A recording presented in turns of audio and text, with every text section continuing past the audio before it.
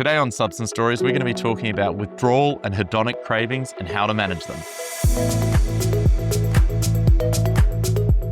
So today I'm going to talk about two types of cravings and how we deal with them. And then next week I'm going to have a guest on. We're going to talk about the other two types. So the four sort of types of cravings that we tend to split cravings up into, and obviously this is just an arbitrary separation, but it's a really handy way of thinking about them, is withdrawal-related cravings, hedonic cravings, cue-related cravings, and stress-related cravings. So I'll talk about stress and cue-related cravings next week. Today I'm going to talk about withdrawal and hedonic cravings. So withdrawal-related cravings. Well, withdrawal-related cravings are the cravings we experience when we are withdrawing from a substance. So essentially, when we've got a substance in our system every day, it's providing that sort of exogenous hitting the neurons. You pull it away and you get intense cravings for that substance. That is a special sort of craving. You'll only experience it during withdrawal. So when you go to your doctor and you say, I need help for my substance use disorder, they'll almost always say you need to do this in a safe environment because withdrawal can be super dangerous. In fact, there are many substances, alcohol included, that withdrawal could be deadly. So it's really important to do it in a safe manner. But there are lots of other substances where withdrawal is never going to be deadly, or very, very rarely be deadly, sort of like, crystal methamphetamine or cannabis. With those withdrawals aren't going to kill you, but it massively improves your chances of remaining sober if you do withdraw with, medical assistance. And that's because of withdrawal-related cravings. So I often encounter people who want to sort of tough it out and punish themselves during withdrawal because they think, that's what they deserve, or that sort of trial by fire. But this is absolutely not the right thing to do. During withdrawal, we should treat our withdrawal, and that reduces our chance of relapse. A medicated withdrawal is associated with a lower rate of relapse. So it's absolutely not the answer to tough it out. Obviously, we should get medically assisted withdrawal for many substances because of the danger involved. But in order to treat our withdrawal-related cravings, we've got to be putting ourselves in the best position. And often that is sort of with a medically assisted withdrawal. So that's withdrawal-related cravings. The answer is plan your withdrawal, plan what comes after, make sure you're putting yourself in putting the best foot forward.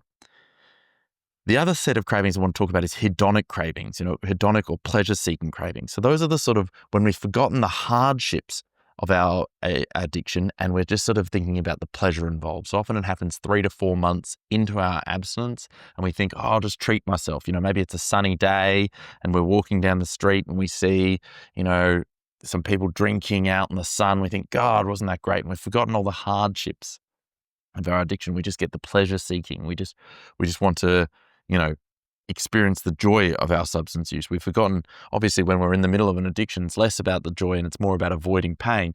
But, we've reached our abstinence and that's when it comes back to us. This can be a really tough craving to manage, but I have a solution.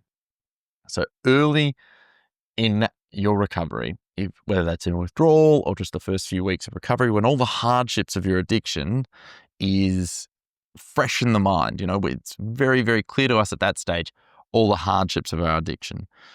We write a letter to ourselves. And in that letter, the most important part about this letter is it's not a naughty, naughty boy, you've been naughty, don't do this, or, you're gonna, fuck you. It's a loving letter, right? So but even though it's a loving letter, it says, this is all the hardships our addictions put us through. This is the damage it's caused. It doesn't sugarcoat it.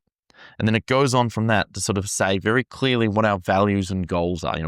Why are we reaching for recovery? And what are those benefits we're going to get from recovery? And really hammering home that even though we can't remember the hardships of our addiction, we are experiencing those benefits now. And then finally, it ends with a sort of strong statement that clarifies it all. And it's really uplifting, sort of, you've got this and this is exactly why.